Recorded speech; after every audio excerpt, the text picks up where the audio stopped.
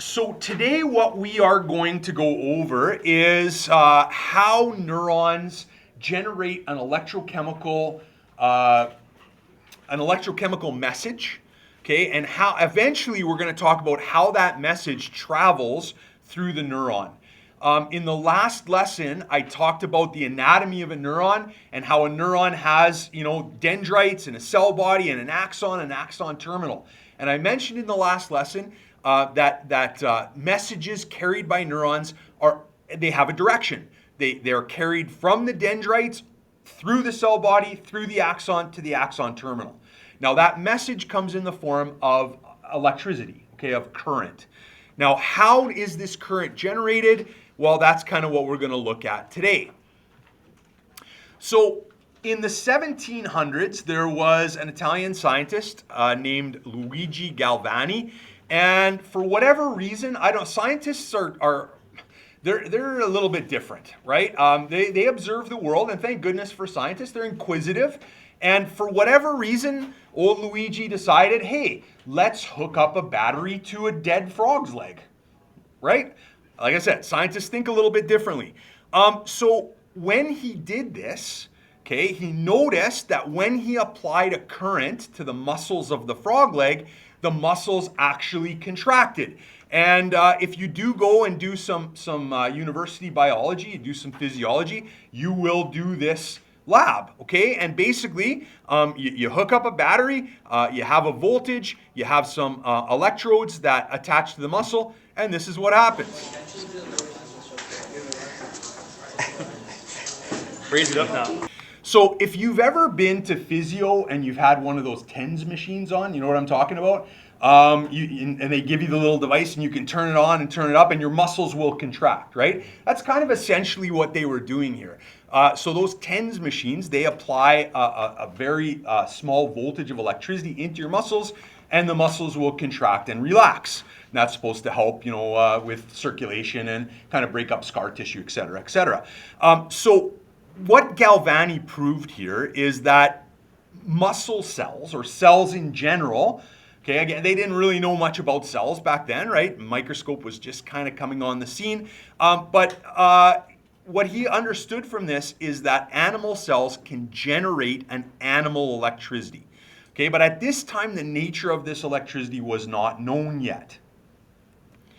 Fast forward almost 200 years, and scientists still didn't understand how cells generated electricity. Okay, so it's 200 years after Galvani, and kind of by luck, a giant squid had washed up on the shores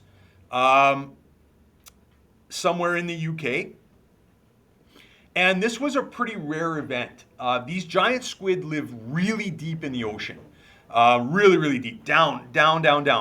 And generally, if these things die, they don't really make it intact up to the surface. They're eaten or they go to the bottom and they're decomposed. So to have one of these giant squid actually wash up on shore intact was pretty rare. Now, it turns out that giant squids have a giant neuron.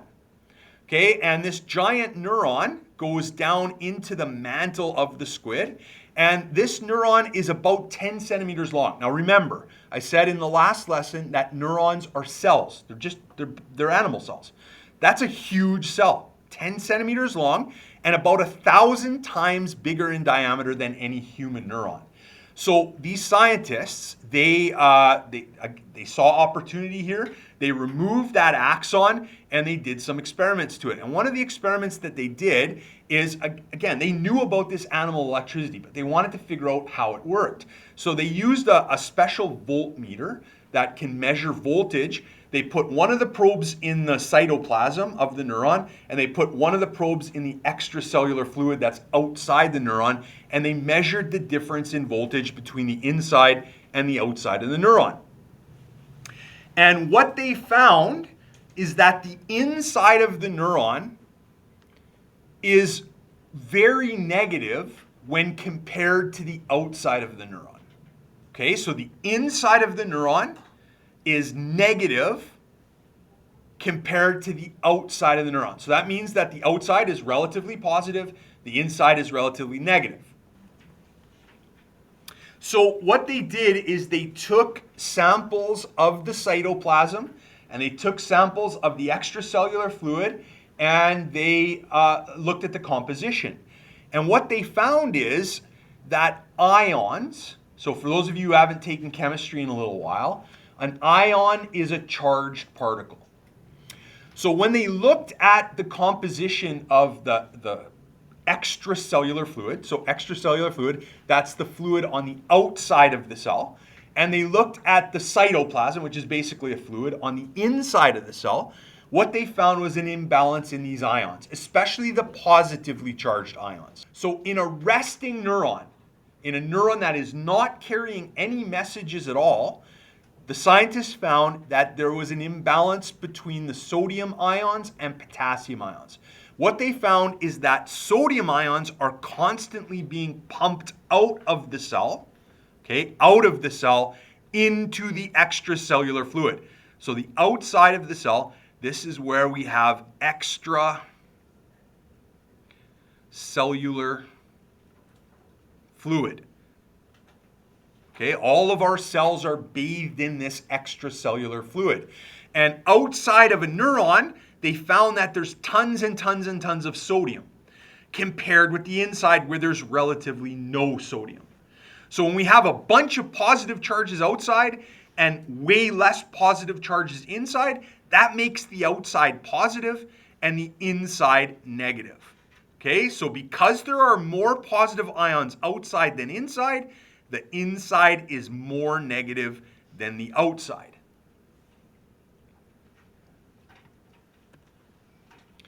Now, how does this happen? Well, it happens not by fluke, but the cell actively pumps out sodium. It actively, continuously moves sodium from the inside of the cell to the outside of the cell. And that takes energy. And it takes a special protein embedded in the cell membrane called sodium-potassium pump. So what the sodium-potassium pump is responsible for is to make sure that the condition where we have all of this sodium outside and very little sodium inside remains, okay, is established and remains. So this pump is made of protein. It's a membrane protein, and its job is to constantly pump sodium out of the cell. Now, in order to do this, we also have to pump potassium in. Just the way that the protein is arranged, the way the protein is made, it changes shape. So when you load it full of sodium, okay, it changes shape and it tosses the sodium out. But in order to reset the pump, you have to actually put in some potassium and pump it to the inside of the cell. But it's not equal. So 3 sodiums are always pumped out of the cell, and in return 2 potassiums are pumped in. Now you might think, well, hold on a second. You just said that the outside of the cell is positive because we have all of this positive charges on the outside, but now you're telling us you're pumping positive potassium ions in? Like, doesn't that defeat the purpose?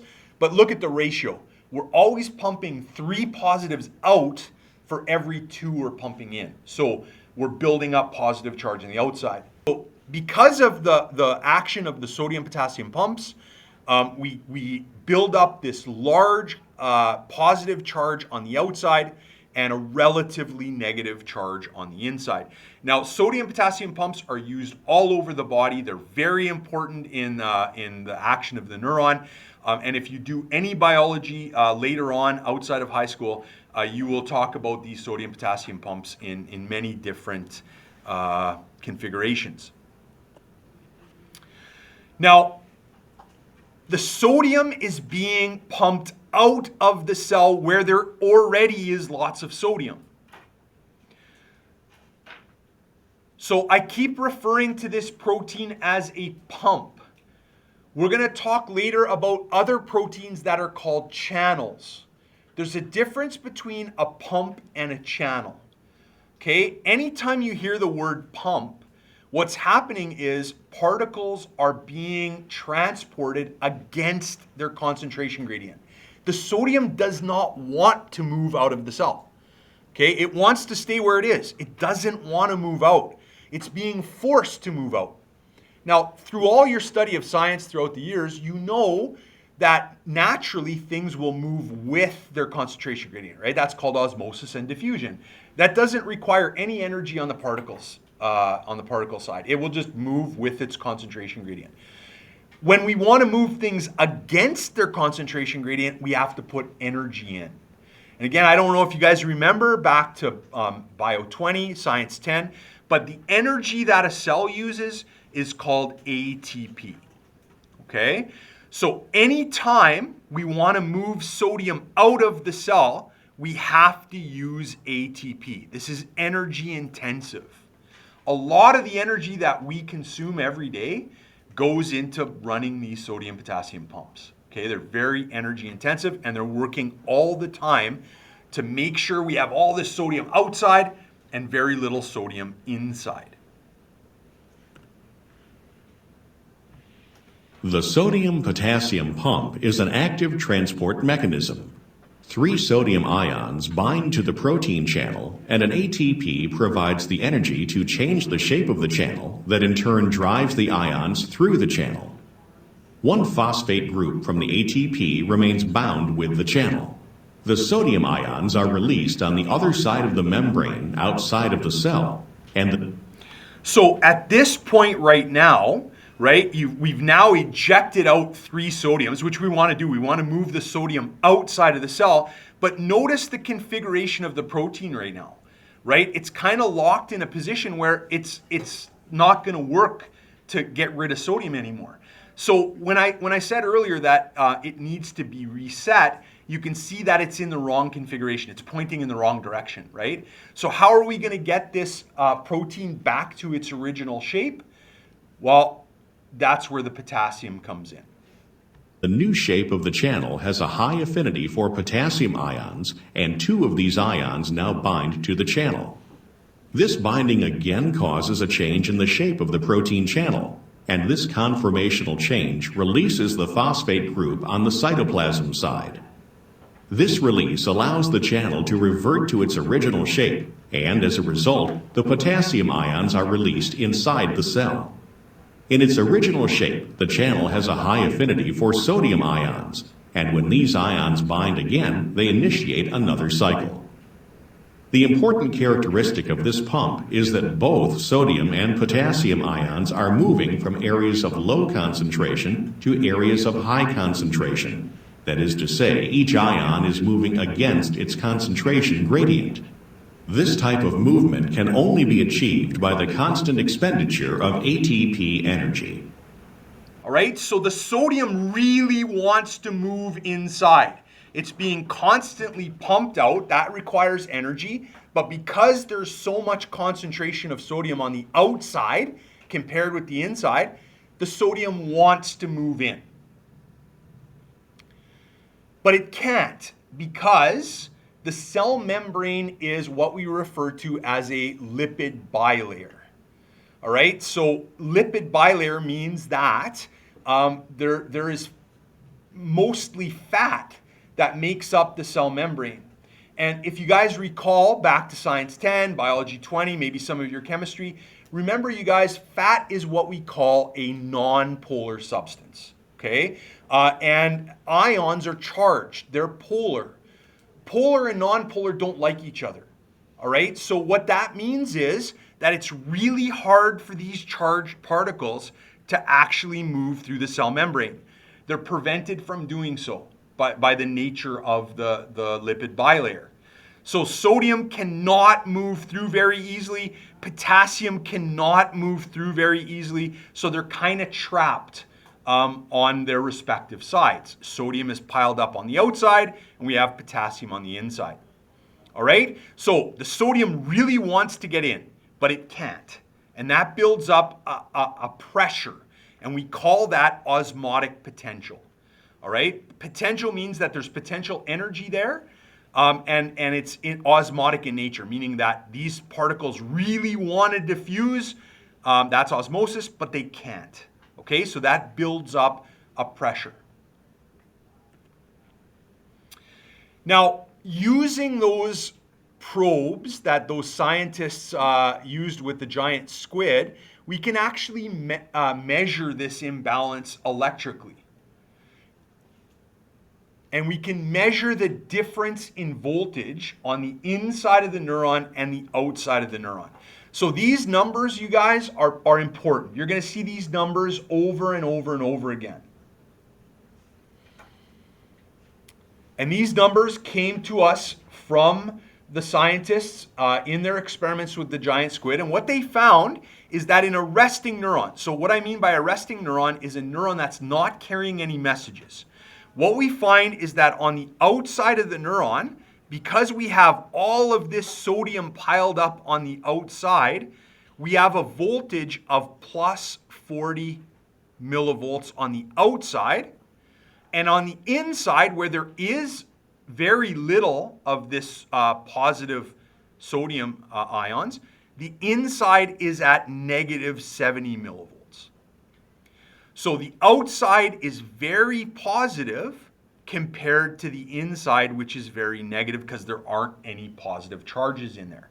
Now, this is an imbalance. It's an osmotic imbalance because there's lots of sodium piled on the outside, but it's also an electrochemical imbalance because the outside is positive, the inside is negative. Think of magnets, right? You have a north and a south end. They have opposite charges. They're attracted to each other. So we have these positively charged particles on the outside that are attracted to the inside because it's negative. And also, we have this osmotic pressure because there's lots of the particles outside and very few of them inside. So basically what I'm saying, in a very long-winded way, is those sodium particles want to get inside really bad. And the fact that they want to get inside really bad builds up a bunch of energy. So if we have this imbalance of charged particles and the neuron is at rest, what happens when a neuron actually carries a message? How does that happen? Well, it's actually the movement of the ions that causes a current to occur in the membrane of the axon. Okay?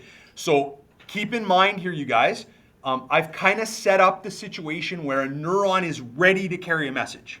It's really positive outside, it's really negative inside. We have all this sodium outside, okay, compared to inside. We have some potassium inside. The particles cannot move through the cell membrane. Okay, it's ready. It's charged up. It's ready to carry a message. Now, once a neuron is disturbed by some kind of stimulus, so maybe it's the sound of my voice hitting the neurons in your ear. Maybe you walk by and bump your desk and you have pressure receptors in your skin. Maybe you have some coffee and the bitterness of the coffee causes a nerve impulse to go from your taste buds to your brain. Whatever the case, whatever the stimulus is, it disturbs the membrane somehow and it allows these ions to move. Okay, and it's the movement of the ions that sends the message. Now, earlier I said that there are different proteins that are embedded in the membrane. Okay, we looked at one type of protein called a pump. And pumps use ATP to move particles against their concentration gradient. The other type of protein that we find in the membrane that's important to us is called a channel. Okay, a channel. Now, channels are more like doorways.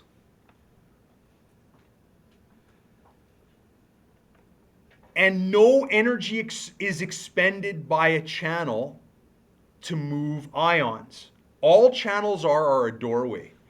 All right, you think of our classroom, right? We have cinder block walls in our classroom. You can't move through the walls, right? They are impermeable to students to move through the wall. But when the bell rings and class is over, what is your natural inclination? What do you guys really want to do? Get the hell out of class, right? But you can't walk through the wall, so what has to happen? The doorway has to open, and then you can travel from inside the classroom to outside the classroom. That's your natural inclination. It's kind of like sodium ions. Where do they want to go? Inside the cell. They're piled up outside. They want to go inside. But the cell membrane is kind of like the cinder block wall in our classroom. They can't move through. But when it's time for them to move through, they need to move through doorways. And the doorways in the cell membrane are called channels. Okay? Now, just like our classroom door is closed right now during class time, the channels are closed when the neuron is at rest. But when an impulse needs to move through the neuron, these channels need to open up. Okay? And these channels, they open and close based on the voltage of the cell membrane. So we call them voltage-gated channels. They only open at a certain voltage. So the movement of ions from one side of the membrane to the other is called an action potential.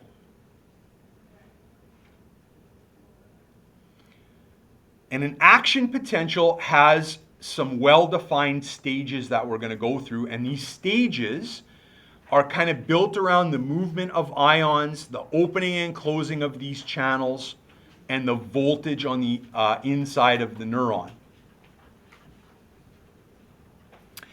When the ions are allowed to move from one side of the membrane to the other, that movement of ions causes an electrical current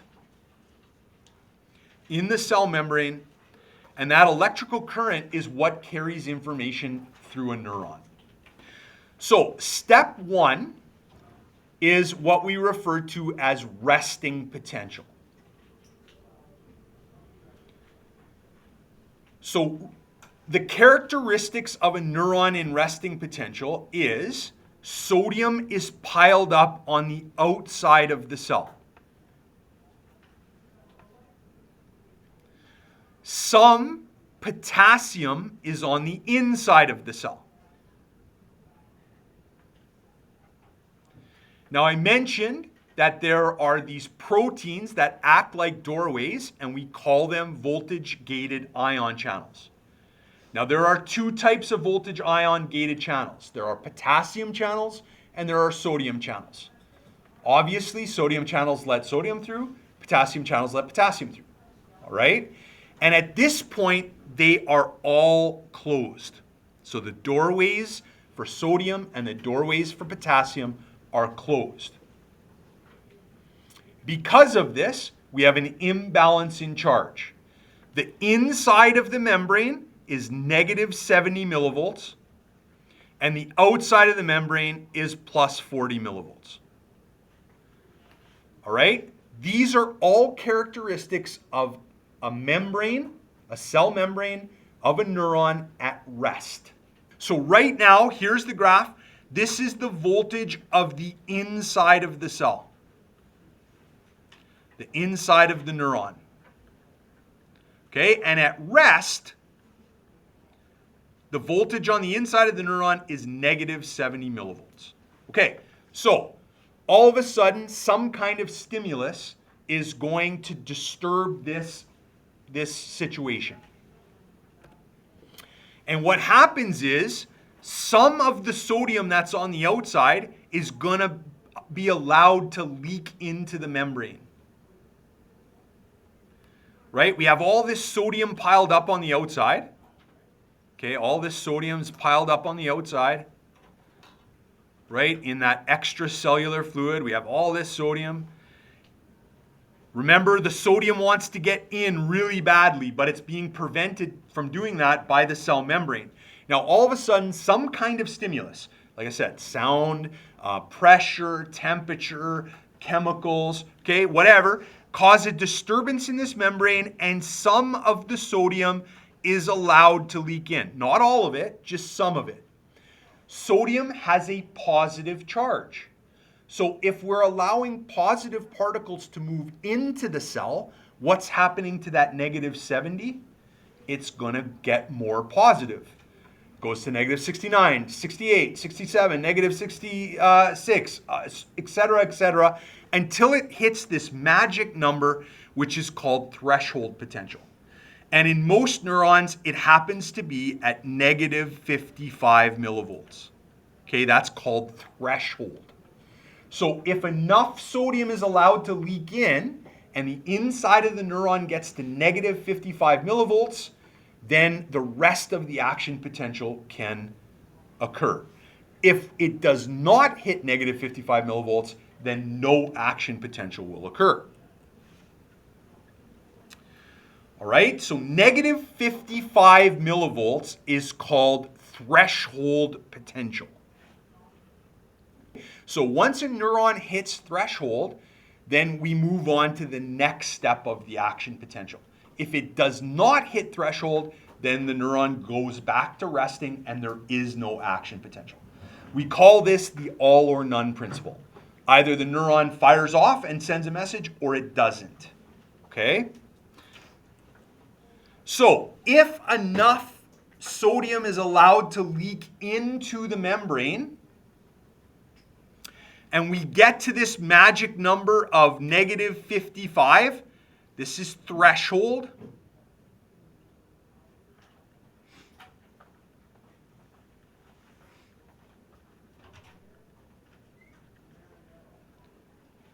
Okay, that's called threshold, and it's usually at about negative 55 millivolts. If enough sodium leaks in, you can see here, this is the inside of the membrane getting more positive. If we hit negative 55, then we now move on to step 3, which is called depolarization. And what happens at depolarization is the voltage-gated sodium channels. Okay? We call them voltage gated because they open and close depending on voltage. And it just so happens that sodium channels open at negative 55. Okay? They all fly open, just like the doorway at dismissal. Once that doorway opens, you guys all rush out of the classroom. Once the doorways in the membrane, which we call channels, once they open, because there's so much sodium on the outside, and there's very little on the inside, and there's a big positive charge on the outside and a negative charge on the inside, where does this sodium want to go? It wants to rush in. And it all does, all at once. And what you see here is a big spike in the voltage. So we go from negative 55 millivolts all the way up to about plus 40. That's on the inside. All right, and we call this depolarization. All right, this big spike in positive voltage because of the movement of the sodium ions through the channel. All right, now that movement of ions causes an electrical current. All right, and that electrical current is going to move through the neuron and carry a message with it. Now, once the cell is depolarized, it's now in a state where it cannot carry another message. It's depolarized. It's no longer in a resting state because the sodium is on the inside. And remember, for a neuron to be resting, where does the sodium have to be? Piled up on the outside. At this point right now, where is the sodium? It's on the inside. So we need to reestablish that resting potential. The first thing that has to happen in order to make sure that the sodium ends up back on the outside is, remember you guys, the thing that's responsible for moving sodium out is called the sodium-potassium pumps. And in order for sodium-potassium pumps to work, 3 sodiums have to move out, but what has to move in? Potassium. And where's the potassium at this point right now? It's on the inside of the cell. So potassium now has to move out. And there's another doorway for potassium. And it is another voltage-gated channel. But instead of opening at negative 55, sodium channels open at plus 40. Okay, so potassium channels open at plus 40. Sodium channels close at plus 40. And now this downward flow right here, this is the outward flow of potassium ions. Okay? This was the inward flow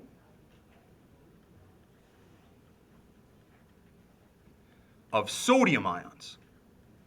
Okay? So sodium rushed into the cell, the sodium gates closed. Potassium gates opened, potassium rushed out of the cell.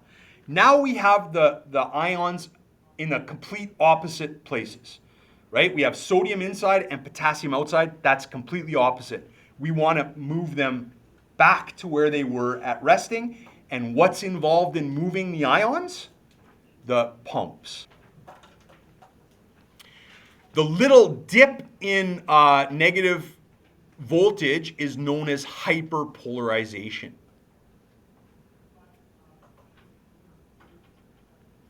And this is due to the potassium channel staying open a little bit too long.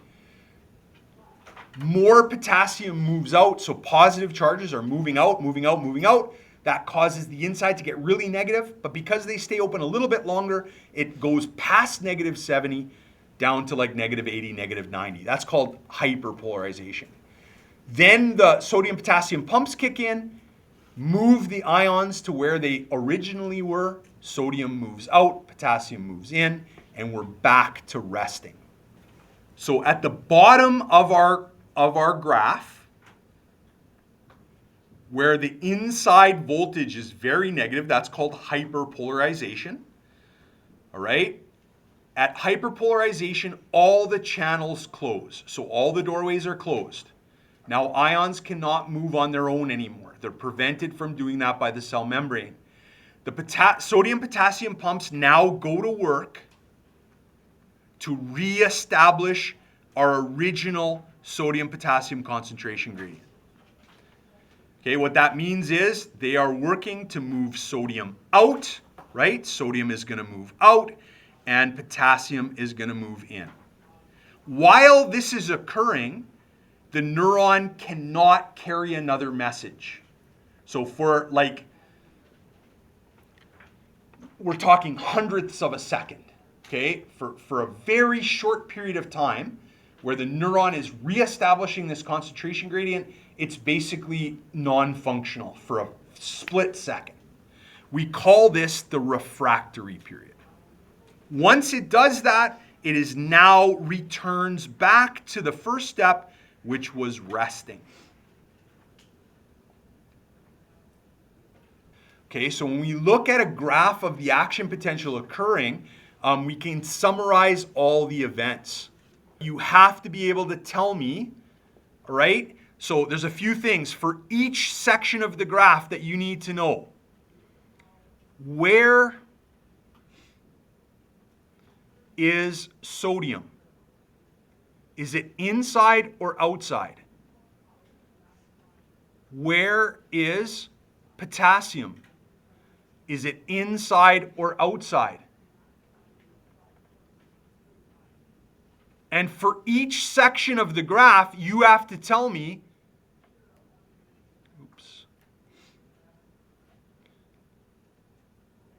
which channels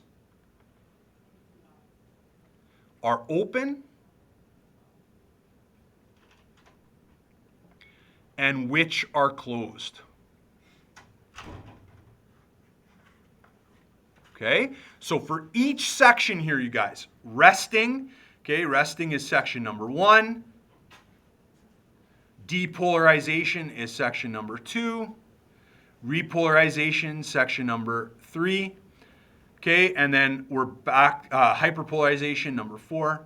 And then we're back to resting potential, which is number 1. So for each section of the graph that I've labeled here, you need to be able to answer those 4 questions. Where are the sodium ions, inside or outside? Where are the potassium ions, inside or outside? Which channels are open? Okay, are the sodium channels open? Are the potassium channels open? Are neither of them open? All right, so for each section, that is your goal. So let's go through this. Resting potential. Where is sodium, inside or outside? outside. Where is potassium? Inside. Resting potential. Which channels are open? None of them. They're both closed. All right? Now, we see the voltage going up a little bit here. That's because there's been a disturbance in the membrane and some sodium is allowed to leak through, which is causing the inside of the membrane to get a little bit positive. If we hit negative 55, okay, usually that is the threshold potential. If we hit negative 55 millivolts, what happens? The sodium gates all open, okay? And we have depolarization. So during depolarization, where is sodium? Rushing in. Where is potassium? Inside still. Which channels are open? Sodium. Which channels are closed? Potassium. Okay? Now, once we hit the top here, this is usually about plus 40. What happens at plus 40? The sodium channels close. They're voltage regulated. They open at negative 55, they close at 40. Which channels open? Potassium. What happens now? Potassium rushes out. And that's what causes this dip in voltage. Positive ions are flowing outward. So the inside is becoming more negative. But because potassium channels stay open a long time, we go right past negative 70 down to about negative 80, negative 90. Okay, that's called hyperpolarization. At this point, what happens? The potassium channels close. The sodium channels are closed. Where is potassium? Outside. Where is sodium? Inside. That's the wrong places. So now what happens at the bottom of this curve? The sodium-potassium pumps go to work and flip sodium-potassium, and we're back at resting. And again, where are our ions at resting? Sodium is outside, potassium is inside. What are the channels, open or closed? Both of them are closed. Okay, and we're back at resting. All of this takes 5 milliseconds. Okay, 5 thousandths of a second. This is really fast. All right? Now, while the sodium and potassium, so here is where the sodium and potassium pumps are going to work, in this section right here, okay? That's called the refractory period. And for that split second, like 2 milliseconds, the neuron is in refractory and it cannot carry another message. Okay? So for that 2 milliseconds, it is kind of inoperable at that moment. Okay? All right? So your goal is to look at this graph, be able to label each section of the graph that I have labeled on there. And like I said before, you have to tell me where the sodium ions are piled up, where the potassium ions piled up, inside or outside. You have to tell me which channels are open, which channels are closed. Okay? That's your goal. That's what you need to know about this whole thing, which is collectively known as the action potential. Now, the thing about action potentials, you guys, is that when a neuron hits threshold, an action potential occurs. If it doesn't hit threshold, no action potential occurs. We call this the all or none. Okay, I mentioned this in an earlier slide. This is known as the all or none principle. Either an action potential happens or it doesn't. But as you guys well know, we are able to sense all sorts of different stimuli, right? You can sense if my voice is really, really loud, or you can sense if my voice is really, really quiet. You can sense a very gentle touch on your fingertip, or if you hit it with a hammer, you can sense that, oh my God, that really hurt, right? So if a neuron either fires off or doesn't, how is it that we can sense all of these different types of stimuli, right? How can I sense that, I just brushed the tip of my finger? Or how can I sense that a hammer has hit it and, there's damage being done there. Well, there's a couple of different ways that we do this. Number one is the numbers of neurons that fire. So a gentle touch, only a few neurons might send a message to my brain, and my brain interprets that as a gentle touch. If I were to hit my finger with a hammer, maybe a 1,000 more neurons send a message to my brain, and my brain goes, oh man, that was a lot of stimulus. So the numbers of neurons plays a role in the degree of the stimulus. Okay? The other thing is the type of neuron. So I mentioned that threshold is -55, but that's in a giant squid neuron, right? We might have neurons that have a threshold of -40. And that would require way more stimulus to make that neuron fire. So the higher the threshold potential, the harder it is to get a neuron to go off. And our brain would interpret that and go, oh, wait a minute. This neuron is sending a message. That must mean it's a really, a really powerful stimulus. Okay. Whereas some neurons, they go off really easily. They have a much lower threshold potential. So our brain might interpret that as a gentle touch or a gentle stimulus. Okay, so different numbers of neurons, and neurons are not all built the same. Some neurons have high threshold potentials, some have low threshold potentials, and our brain interprets that. I've given you quite a few homework questions on page 10 and 11 of your note package. It essentially goes through step by step what I did in this chapter. So if you can answer those questions and you're very comfortable with all of this stuff and the stuff I've laid out for you, that's a big portion of this chapter.